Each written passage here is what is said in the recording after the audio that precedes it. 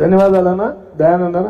ఇప్పుడు మన ఎల్బీ నగర్ అభివృద్ధి ప్రదాత మరి అనునిత్యం మన ఎల్బీ నగర్ ప్రజలతో మమేకమై అభివృద్ధి పనులు చేస్తున్నటువంటి మన సుధీరన్ మాట్లాడవలసిందిగా కోరుతున్నాం.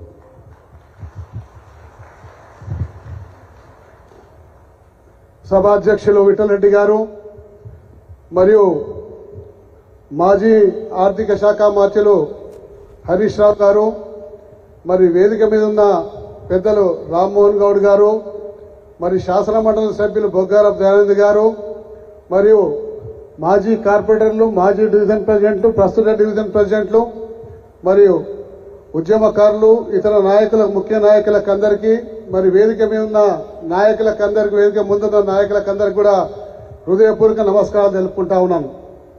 మరియు రాబోయే పార్లమెంట్ ఎన్నికల దృష్టి పెట్టుకొని రాష్ట్రంలో ఉన్న అన్ని నియోజకవర్గాల్లో ఇవాళ మన ప్రియతమ నాయకులు కేటీఆర్ గారు ఒకవైపు, మరి హరీష్ రావు గారు ఒకవైపు ప్రతి నియోజకవర్గాన్ని చుట్టి కార్యకర్తల్ని కార్యోన్ముఖుల్ని చేద్దామన్న ఉద్దేశంతో ఈ రోజు మన ఎల్బీ నగర్ కు రావడం జరిగింది. నిజంగా ఇది చాలా సంతోషకరమైన విషయం. హరీష్ రావు గారికి మన ఎల్బీ నగర్ కార్యకర్తలంతగా చప్పట్లతో స్వాగతం పలకాలని చెప్పేసి కూడా ఈ సందర్భంగా మనం చేసుకుంటా ఉన్నాం. మరి మొన్న జరిగిన ఎన్నికల్లో బీఆర్ఎస్ పార్టీని మంచి మెజార్టీతో కష్టపడి మరి ప్రతి ఊరు, ప్రతి బస్తీ తిరిగి గెలిపించినందుకు మీ అందరికీ కూడా ప్రత్యేకంగా మరొక్కసారి కృతజ్ఞతలు తెలుపుకుంటా ఉన్నాను. మరి అదే స్ఫూర్తితోటి ఈరోజు మల్కాజ్గిరి పార్లమెంట్ అభ్యర్థిని కూడా మనం గెలిపించాల్సిన అవసరం ఉందని కూడా ఈ సందర్భంగా మనవి చేసుకుంటూ, అభ్యర్థి ఎవరనేది ఇంకా మన నాయకులు, మన మాజీ ముఖ్యమంత్రి గారు కేసీఆర్ గారు నిర్ణయిస్తారు. ఆ నిర్ణయించిన తర్వాత మనం ఎవరైనా సరే ఆ అభ్యర్థి గెలుపు కోసం కృషి చేయాలని చెప్పేసి కూడా ఈ సందర్భంగా మీకు మనవి చేసుకుంటూ, మరి మీకందరూ కూడా తెలిసిన విషయమే, మరి కొద్ది రోజుల పరిపాలన ఈ రాష్ట్ర ముఖ్యమంత్రి గారు రేవంత్ రెడ్డి గారు మనకి ఎన్నైతే హామీలు ఇచ్చిందో ఆ హామీలు అన్ని కూడా చేయలేక ఈరోజు చాలా మనకు విఫలమైపోయి మేము విఫలమైపోయిన దాన్ని కప్పిపుచ్చుకోవడానికి అనేక రకాల ప్రయత్నాలు చేస్తున్న సంగతి మీరందరూ కూడా స్పష్టంగా గమనించండి. మరి హైదరాబాద్లో గడిచిన 10 సంవత్సరాలు టీఆర్ఎస్ పార్టీ అధికారంలో ఉన్నప్పుడు ఏ రోజు కూడా ఒక 10 నిమిషాల నుంచి 20 నిమిషాల దాకా ఎక్కడ కూడా పవర్ కట్ కాలేదు. మరి 4-5 రోజు నుంచి మీరు వాళ్ళ రోజు గమనిస్తా ఉన్నారు. రోజు అఫీషియల్ గా పవర్ కట్ అయితే ప్రభుత్వానికి చెడ్డ పేరు వస్తుంది. మరి ప్రభుత్వాన్ని రేపొద్దున పోలుస్తారు. బీఆర్ఎస్ పార్టీ ఉన్నప్పుడు ఒక్కరోజు 10 సంవత్సరాలు పవర్ కట్ అనేది లేనే లేదు. మరి కాంగ్రెస్ పార్టీ రాగానే ఈరోజు పవర్ పోతుందని చెప్పేసి నిజంగా ప్రజల్లో చెడ్డ పేరు వస్తుంది. మరి అది రాబోయే పార్లమెంట్ ఎన్నికల్లో దుష్ఫలితాలను ఇస్తుందని చెప్పేసి ఉద్దేశంతో అఫీషియల్ పవర్ కట్ పెట్టకుండా రోజు 3 నుంచి 4 సార్లు గంటన్నర పవర్ కట్ అవుతున్న సంగతి మీరు గ్రహిస్తుందా? మీ దృష్టికి వచ్చిందా అండి? రోజు 15 నిమిషాలు అప్పుడో 15 నిమిషాలు అప్పుడో 15 నిమిషాలు అట్లా తీస్తా ఉన్నాడు. ఒక్కసారి తీస్తే తెలుస్తుంది ప్రజలకు. 15 నిమిషాలు అంటేనేమో అక్కడ ఆ గ్రిడ్ లో ఇబ్బంది వచ్చింది, ఇక్కడ ఈ గ్రిడ్ లో ఇబ్బంది వచ్చింది, మరి ఇంకా ఏదో రకంగా మెయింటెనెన్స్ పనుల కోసం రిపేర్ చేస్తుంది కాబట్టి ప్రజలు దాని మీద దృష్టి పెట్టాలని చెప్పేసి దాదాపు గంటన్నర సేపు పవర్ కట్ ఫిబ్రవరి నెలలో మొదలైంది. అంటే మార్చ్ ఏప్రిల్ నెలలో మీరు ఏ విధంగా ఉంటారో సంగతి ఒక్కసారి గ్రహించాలని చెప్పేసి సందర్భంగా మనవి చేసుకుంటాను. మరి ఎన్నికల సందర్భంగా మన ముఖ్య నాయకులందరూ కూడా, మన నాయకులు కేటీఆర్ గారు, హరీష్ రావు గారు చాలా సందర్భాల్లో చెప్పిండ్రు. కాంగ్రెస్ కు పవర్ ఇస్తే మీ పవర్ కట్ అవుతుందని కూడా చాలా సందర్భాల్లో చెప్పిండ్రు. మరి మీరు అది ప్రత్యక్షంగా ఈ రోజు చూస్తూనే ఉన్నారు.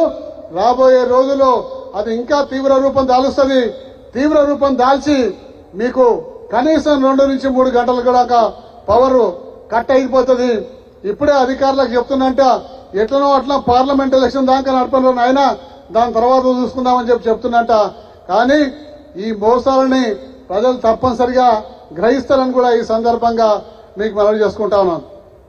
మరి మొన్నటికి మొన్న మీరందరూ కూడా తెలిసిన విషయమే, మన టీఆర్ఎస్ భవన్ లో మన ప్రియతమ నాయకులు కేటీఆర్ గారు మరి ఎన్నికల సందర్భంగా కేటీఆర్ మరి రేవంత్ రెడ్డి గారు ఏమేం వాగ్దానాలు చేసిండో అని వీడియో రూపకంగా స్పష్టంగా చూపెట్టడం జరిగింది.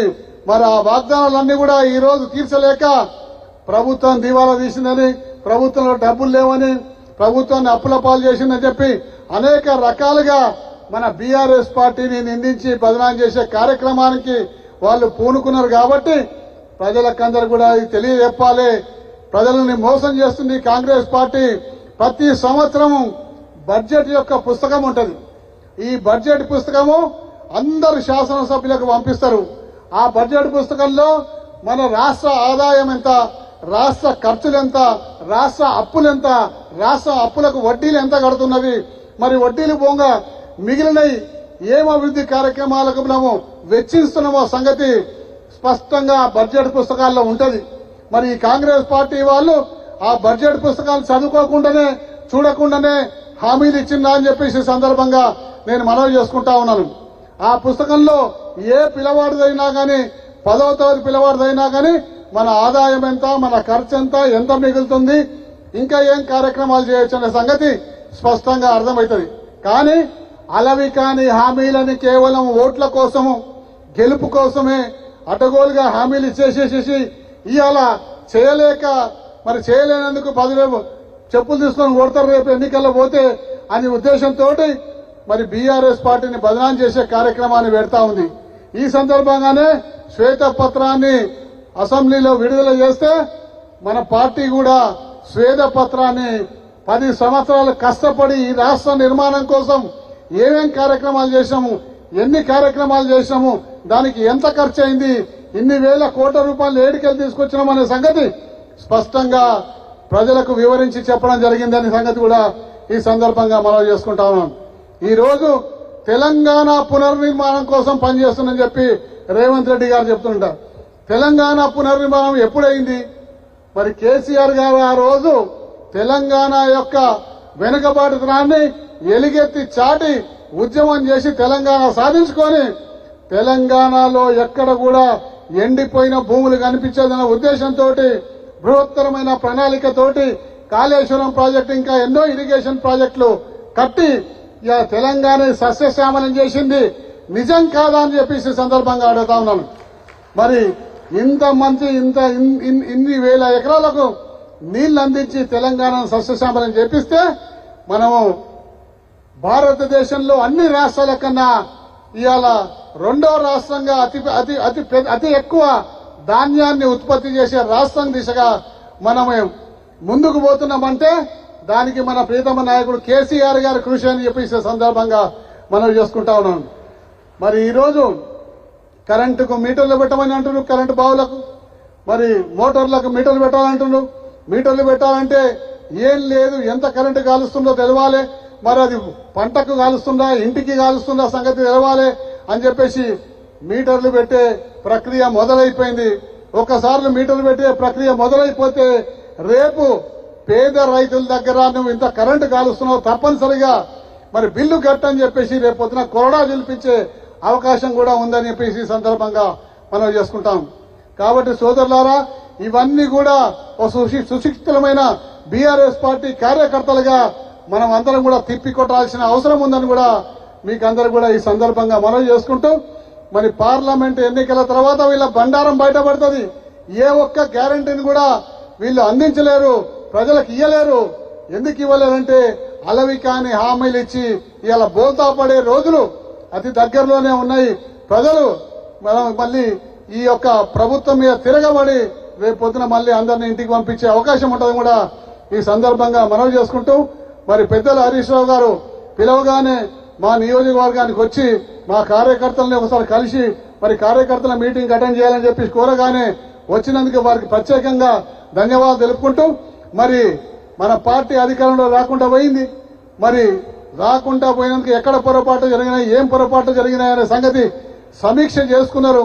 సమీక్ష చేసుకుని మొన్న కేటీఆర్ గారు టీఆర్ఎస్ భవన్ లో మీకు స్పష్టంగా చెప్పిండ్రు కొన్ని పొరపాట్లు జరిగిన మాట వాస్తవమే. మరి పొరపాట్లు జరిగి యాక్సెప్ట్ చేసి అవి దిద్దుకున్నప్పుడే ఖచ్చితంగా మన యొక్క పార్టీ మళ్లీ అధికారంలోకి వచ్చేది ఖాయమని కూడా ఈ సందర్భంగా మనవి చేసుకుంటా ఉన్నాను. 39 సీట్లు అంటే తక్కువ సీట్లేం కాదు. బలమైన ప్రతిపక్షం ఉన్నది. ఈ బలమైన ప్రతిపక్షాన్ని తట్టుకొని నిలబడే శక్తి రేవంత్ రెడ్డికి ఉందా అని చెప్పేసి కూడా ఈ సందర్భంగా మనం ఈ సందర్భంగా ఒకసారి ఆలోచించుకోవాల్సిన అవసరం ఉంది. కాబట్టి తప్పనిసరిగా రేపు రాబోయే రోజుల్లో ఈ ప్రజలు బీఆర్ఎస్ పార్టీని అధికారం దూరం చేసినందుకు తప్పనిసరిగా ఆలోచన చేస్తారు.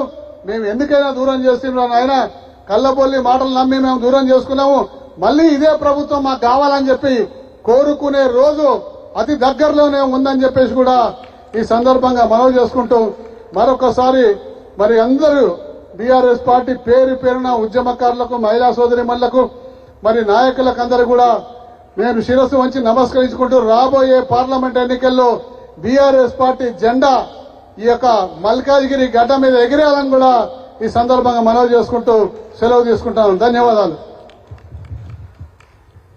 థ్యాంక్ యూ అన్న.